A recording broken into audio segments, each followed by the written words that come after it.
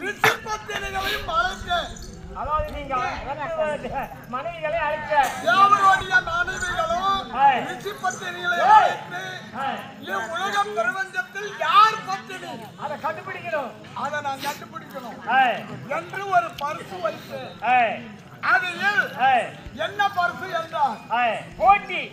ஆமா பரிசுல போட்டி. இது கல்லு. இந்த கல்லை தேவருடைய மனைவியாக இருந்தாலும்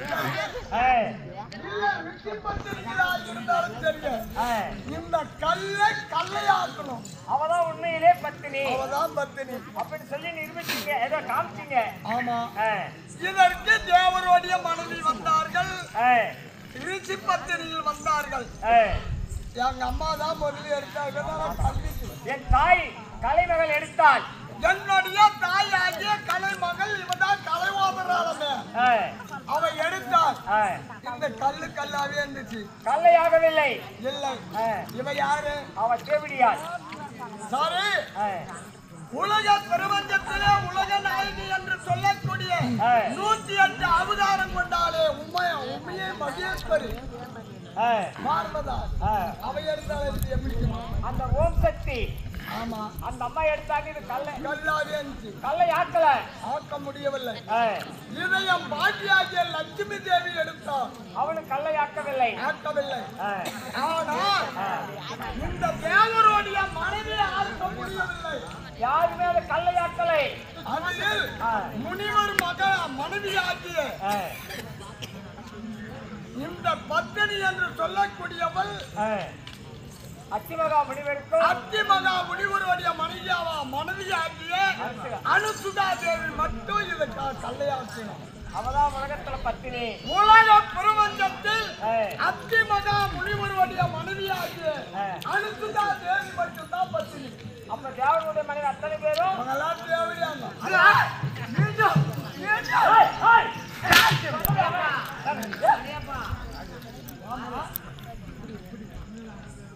சரி. தேவையான ஒரு வாயில் கொடுத்தா அது அவங்க எப்படி 3 பேர் தேவையாங்க? அம்மா இருக்கிறாங்க சரஸ்வதி. இவ வந்து எல்லோருக்குமே கல்வி கொடுக்கிறவல்ல. ஒரு உணவாளவனுடைய நாவல நுழைஞ்சுக்குவான். ஒரு பையன் சரியா ஒழுங்கு வர படிக்கிறதில்ல.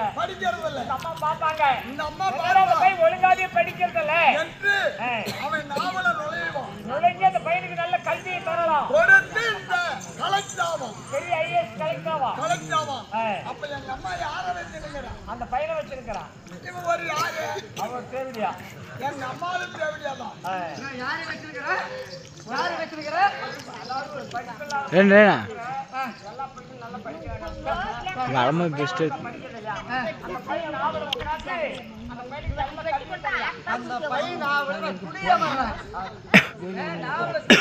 கல்வி ஞானங்களை ஓதக்கூடியவன் நான். நல்லா ஓதி பெரிய ஐஏஎஸ் ஆயிடுறான். ஆமா, அதனால யார் பையனை வச்சிருக்கிறேன்றான்.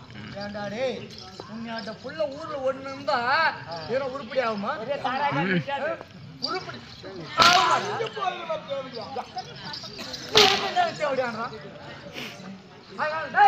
எப்ப தேவடியானா? எப்ப என்ன தேவடியா? இனிமேல் வராத. மகனை கூட பார்க்க மாட்டேன்.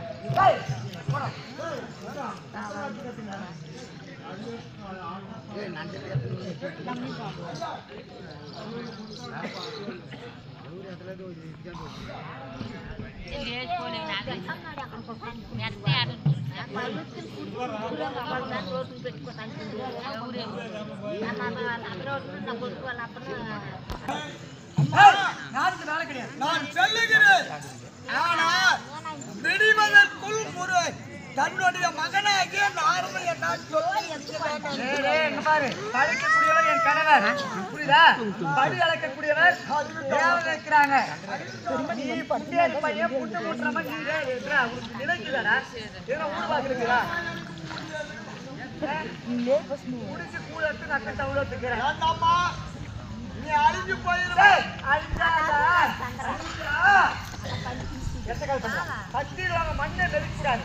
மண்ணை நெரிச்சிருக்காரு என் மகனை ஒரு கச்சாத்துல மருந்து வச்சா வச்சு போடுவேன் அம்மா நான் வரதில்ல போங்க. உனக்கு மட்டும் நான் அவன் கேட்ட மேலே போடுவேன் எனக்கு வச்சா வச்சுமா போயிடு நான் வரதில்ல போங்க.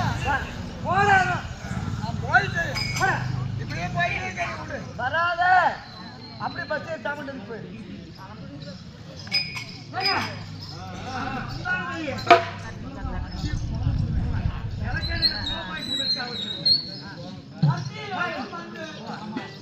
சசியா, தந்த தாயை பார்த்து இவன் அடிவா இவனும் உயிரோடு கேட்ட தப்பி சாப்பிடாது ஏன் தாங்கணும்? எதுக்கு சாகணும் நான் ஏன் தாங்கணும்? அவங்களே என்னை எவன் அடித்தானோ அவன் தான் தாங்கணுமோ தவிர நான் தர மாட்டேன். என்னை உன்னை கூட அடிச்சு பாரு, பொழுது விடியத்துக்குள்ள நீ போயிருவேன். எனக்கு என்ன பைத்தியமா ஒன்று அடிக்க என்னை கரை என் மீது கரத்தை வைத்தவன் அழிவதற்கு இதாயிடுச்சு. அதனால் இப்ப இவனுடைய கர்வத்தை அடக்க வேண்டும். எப்படி இருக்குது கருவம் ஏனென்றால் ஒரு சிரமம் இருந்தால் என் தந்தையாருக்கு ஒரு புத்தி இருக்கும். 5 சிரம் இருப்பதினால் அவனுக்கு ஆணவம். என்னை பெற்றாலே தாய் தடுத்தது. அவள் இடத்தில் கல்வி இருக்கிறது. இந்த கல்வி கர்வத்தை அடக்க வேண்டும். உலகத்திலே நான் தான் கல்வியில் சிறந்தவள். கல்வியில் நான் இல்லை என்றால் ஊமை உலகம் ஆகிவிடும். நான் இல்லை என்றால் யாரும் பேச முடியாது. என்று கர்வனுடைய தாய் கர்வத்தை கொள்ளுகிறான். அந்த கர்வத்தை அடக்க வேண்டும். அப்படி இந்த கர்வ